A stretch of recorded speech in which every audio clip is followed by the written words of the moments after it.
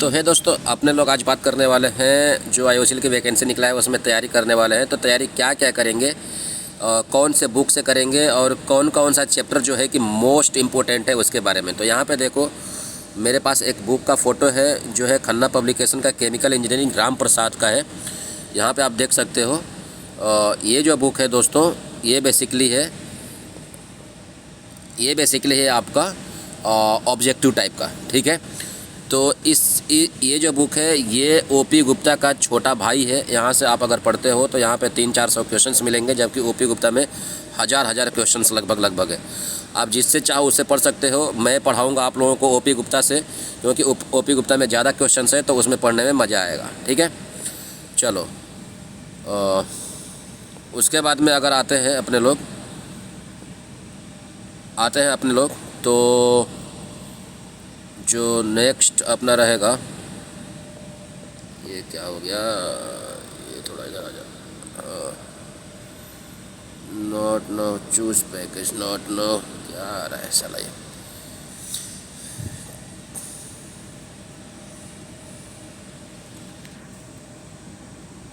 अरे भाई, दूसरा पेज तो आने दो।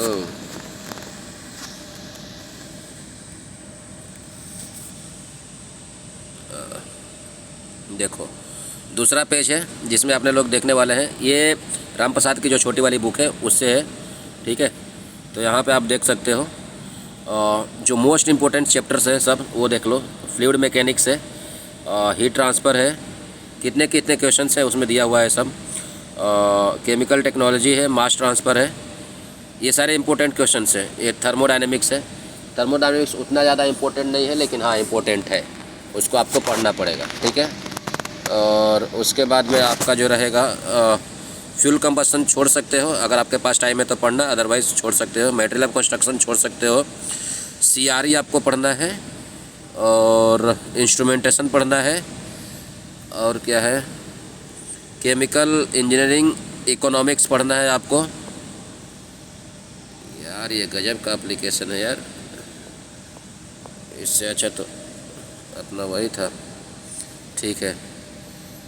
और कौन सा पढ़ना था, CRE हो गया, ये हो गया, इकोनॉमिक्स हो गया, आपको पढ़ना है।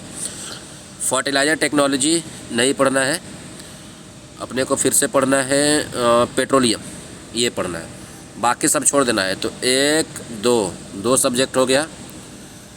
और उसके बाद में टोटल कितना हो रहा है, चलो टोटल काउंट कर लेते हैं, 10-12 सब्जेक्ट होगा। 1 2 3 4 5, ये नहीं पढ़ना है, ये नहीं पढ़ना है, 6, और उसके बाद में हो गया 7 8 9, ये पेट्रोलियम वाला, ठीक है। पेट्रोलियम वाला 9 के बाद में कौन सा आएगा, पेट्रोलियम के बाद में ये आएगा आपका, पेट्रोलियम के बाद में ये तीनों नहीं आएगा, ठीक है। तो ये 9-10 सब्जेक्ट्स है जो आपको पढ़ना है। हालांकि मुझे ये अभी डाउट हो रहा है कि नहीं है, 10-12 सब्जेक्ट है, इसमें नहीं क्यों आ रहा है, थोड़ा सा एक बार मिटा के देख लेते हैं। चलो 1 2 3 4 5 6 के बाद 7 8 9 10 सब्जेक्ट है, ठीक है। और उसके बाद में आपको पढ़ना है, एक बार फिर से मैं रिवाइज़ कर दूं आप लोगों को। ये पढ़ना है, ये पढ़ना है, ये और ये और आपको पढ़ना है ये, ठीक है। और आपको पढ़ना है पेट्रोलियम। ये हो गया 4 4 8 1 9, और कोई छूट रहा है क्या, नीचे देखना पड़ेगा, नहीं छूट रहा है, ठीक है। तो ये सारे सब्जेक्ट्स आपको पढ़ने हैं, ठीक है। ये भी इम्पोर्टेंट है, ये वाला कहाँ गया, इकोनॉमिक्स वाला। चलो अब इसके अंदर देख लेते हैं कि आपको मिलने वाला क्या क्या है। जैसे हर सब्जेक्ट में एक दिया रहेगा आप लोगों को डिटेल्स में कि क्या क्या आपको उसके अंदर मिलेगा, ठीक है। तो जैसे कि एक मेरे पास दूसरा बुक है, वो बुक का नाम है, यहाँ पे देख सकते हो आप, gate chemical engineering, Ram Prasad का गेट से रिलेटेड है बुक है केमिकल इंजीनियरिंग वालों के लिए। तो आप चाहो तो ये बुक खरीद सकते हो, अदरवाइज़ नहीं खरीदोगे तो भी चलेगा, आप ओपी गुप्ता या राम प्रसाद पढ़ सकते हो, ठीक है। इसमें जो पहला सब्जेक्ट आएगा दोस्तों, वो आएगा फ्लूइड मैकेनिक्स,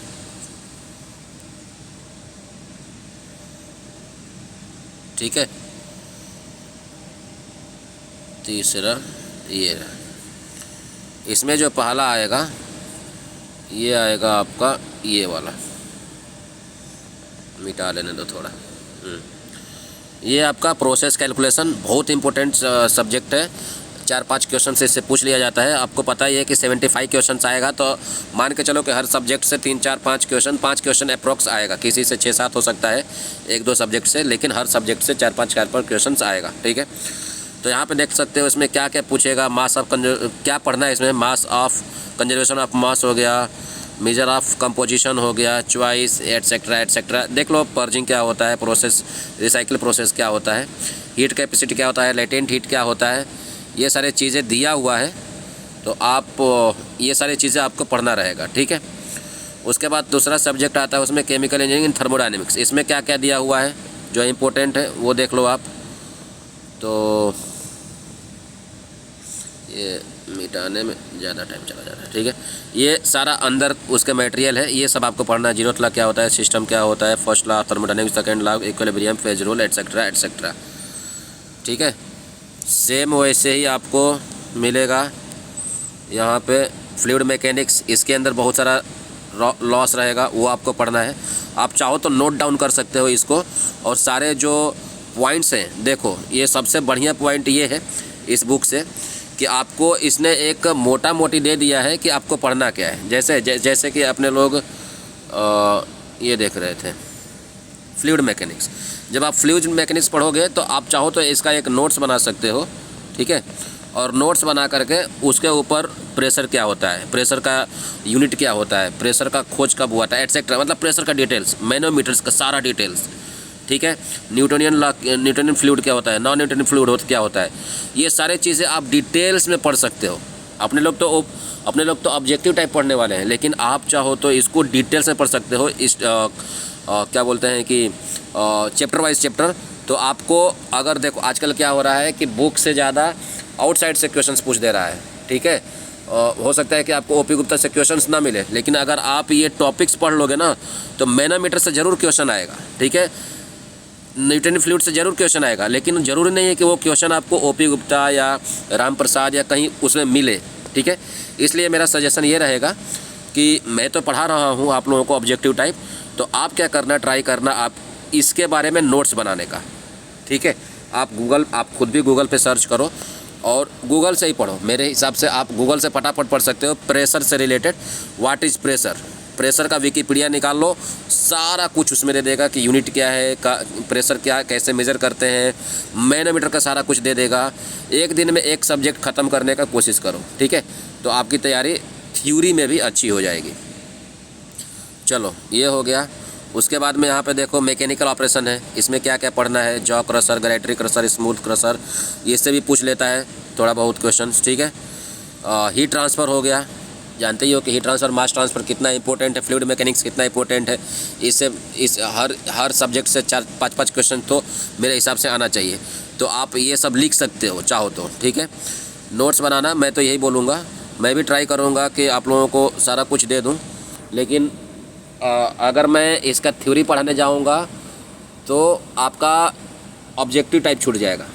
और मैं चाहता हूं कि मैंने बहुत अच्छे तरीके से ऑब्जेक्टिव टाइप को नोट्स बनाया हुआ है, पढ़ाया हुआ है, तो मैं उसी पे फोकस करना चाहता हूं। इसलिए मैं आप लोगों से रिक्वेस्ट कर रहा हूं कि आप लोग ये जो टॉपिक्स दिया हुआ है, देखो कोई बहुत ज़्यादा पहाड़ नहीं है, आपको 10-15 दिन मेहनत करना पड़ेगा। आज से लेके आप चाहो तो 10 दिन में ये सारा चीज़ें कवर कर सकते हो। 10 सब्जेक्ट जो है क्या करना है, आज एक ले लो केमिकल इंजीनियरिंग की, केमिकल रिएक्शन इंजीनियरिंग, ठीक है। आपको सुबह 6 बजे से या 4 बजे से 5 बजे भोर में से आपको ये सोच लेना है कि मुझे आज ये दिन भर में ख़त्म कर देना है, रात को 10 बजे तक। क्या करना है, एक नोटबुक लेना है, उसमें लिखना है केमिकल काइनेटिक, ठीक है। अब इसको पूरा लिख दो, व्हाट इज़ केमिकल काइनेटिक्स। आप गूगल पे सर्च करो what is chemical kinetics details, तो डिटेल्स में केमिकल काइनेटिक्स के बारे में आपको गूगल पे आ जाएगा, ठीक है। सेम वैसे ही concentration depend on rate reaction, ये सारी चीज़ें उसी में रहेगा। आप पूछ लोगे कि काइनेटिक्स ऑफ होमोजेनियस रिएक्शन क्या होता है, तो वो सब सारी चीज़ें आ जाएगा। आइडियल बैच रिएक्टर क्या होता है, वो सारी चीज़ें आ जाएगा। यूट्यूब पे चाहो तो कर सकते हो, या आप चाहो तो गूगल से आप कर सकते हो, ठीक है। यूट्यूब पे आपको शॉर्ट फॉर्म में मिल जाएगा, लेकिन हो सकता है कि आपको ढंग का वीडियो मिलेगा कि नहीं मिलेगा, या उस टॉपिक पे वीडियो मिलेगा कि नहीं मिलेगा, लेकिन अगर आप गूगल पे सर्च करोगे तो सारा कुछ मिल जाएगा, ठीक है।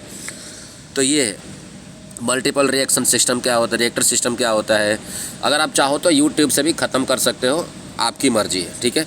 बहुत सारे ऐसे अच्छे अच्छे चैनल्स हैं जहाँ से आप इसको ख़त्म कर सकते हो, लेकिन बेसिकली ये है आपको कि एक दिन में एक सब्जेक्ट ख़त्म होना चाहिए, आप इतना ध्यान रखो, ठीक है। चलो, तो ये हो गया।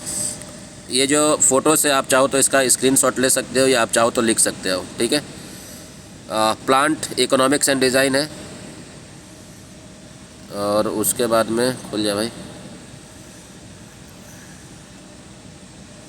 ये कौन सा सब्जेक्ट है, केमिकल टेक्नोलॉजी के बारे में, फ्यूल गैस है, synthesis gas, acetylene, chemical technology से भी क्वेश्चन पूछता है, ठीक है।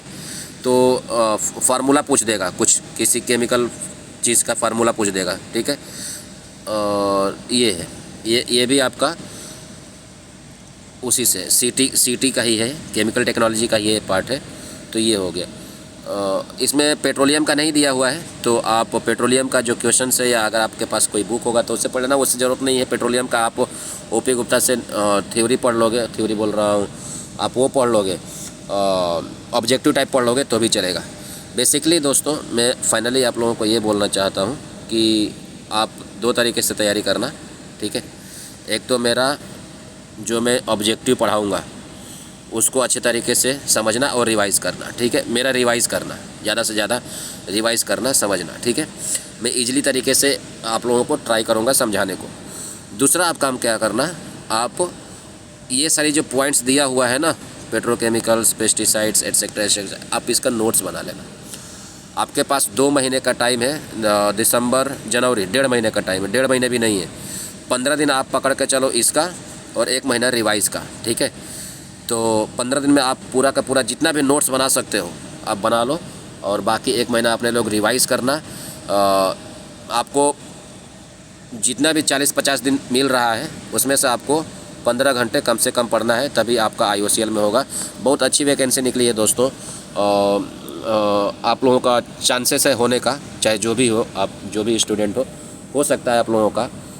कॉन्फिडेंस रखना, तैयारी करना। बहुत सारे बच्चे मुझे फ़ोन करते हैं कि सर मेरा तैयारी कहाँ से शुरू करूँ, कहाँ से शुरू करूँ।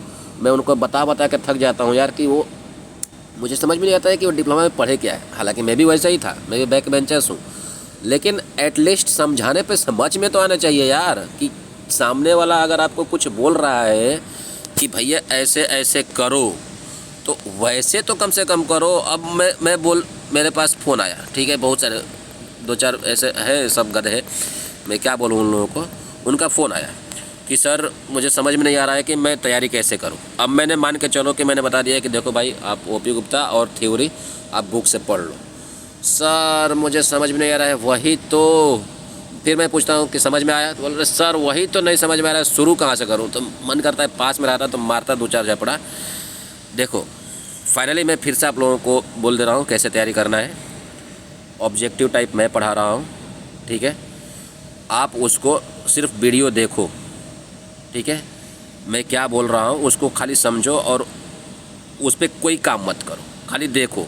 जितना आप देख सकते हो, 1 घंटा 2 घंटा जो भी आप देना चाहो दे सकते हो देना। बाकी आप 15 घंटे का पढ़ाई में से 2 घंटा मुझे देना।